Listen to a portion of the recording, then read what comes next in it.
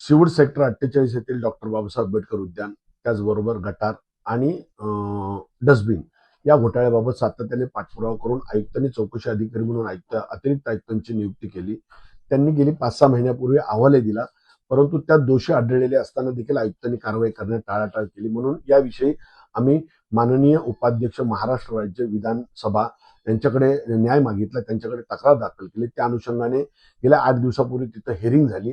त्या हेरिंगला माननीय अतिरिक्त आयुक्त तथा चौकशी अधिकारी सुनील पवार साहेब, प्रशासन उपायुक्त पालंडे साहेब आणि शहर अभियंता शिरीषजी उपस्थित होते. त्या त्या चर्चेदरम्यान किंवा त्या हेरिंगच्या दरम्यान माननीय अतिरिक्त आयुक्त चौकशी अधिकारी यांनी स्पष्टपणे कबूल केलं की उद्यान डॉक्टर बाबासाहेब आंबेडकर उद्यानामध्ये मातीचा घोटाळा झाला, त्याचं कसल्याही प्रकारची रॉयल्टी भरलेली नाही. त्याचबरोबर त्या उद्यानामध्ये आवश्यक असणारी उद्यान विभागाची कामं उद्यान विभागाऐवजी शहर अभियंता विभागाने केली, जी चुकीची आहेत, नियमबाह्य आहेत. त्याचबरोबर गटर कामामध्ये ज्या ठिकाणी गटरची गरज नव्हती त्या ठिकाणी गटर बांधलेले, त्या गटरामध्ये एक थेंबही पाणी जात नाही. वन साईड स्लोप, दुसऱ्या बाजूला गटर फुटपाथ असताना विरुद्ध दिशेला गटर बांधलं. शिवाय त्याची फाईल हरवली गेली का चोरीला गेली त्याचाही काही रेकॉर्ड नाही.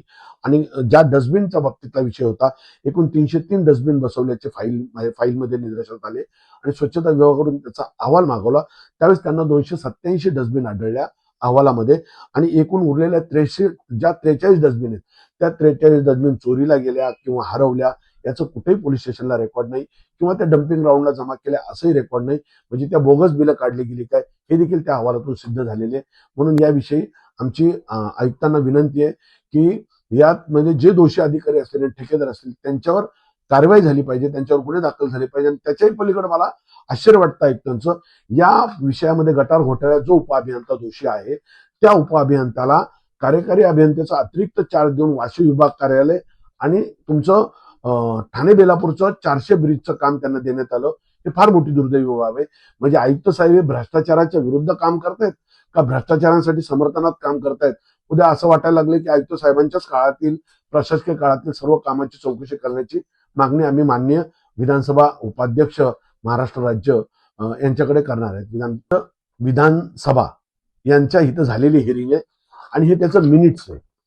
मिनिट्समध्ये अतिरिक्त आयुक्तांनी स्पष्टपणे कबूल केलेले की तिन्ही विषयामध्ये घोटाळा झालेला आहे. आणि एवढंच नव्हे तर माननीय उपाध्यक्ष यांनी त्याच्या मिनिट्समध्ये आदेश दिलेले की जे दोषी ठेकेदार आणि अधिकारी आहेत त्यांच्यावर जाणीवपूर्वक पालिका कारवाई करत नाही तरी पुढील 7 दिवसात त्यांनी कारवाई करावी आणि केलेल्या कारवाईचा तपशील कार्यालयात कळवावा. पुढील 7 दिवसात, 8 दिवसात, 10 दिवसात त्याची हिअरिंग होईलच. बाकी विधानसभा उपाध्यक्ष आदरणीय बनसोडे अण्णांच्या समोर जो निर्णय येईल तो आपल्याला माहितच पडेल भविष्यात.